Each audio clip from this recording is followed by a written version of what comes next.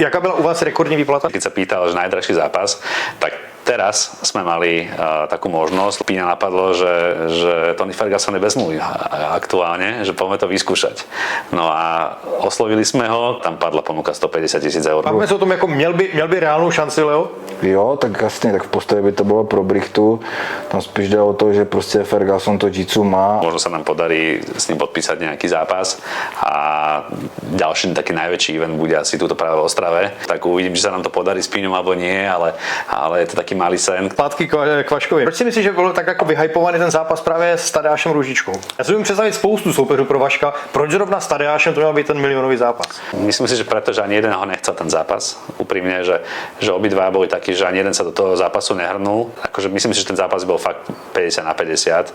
Myslím, že ve velkých boxerkách by Růžička neměl vůbec šanci.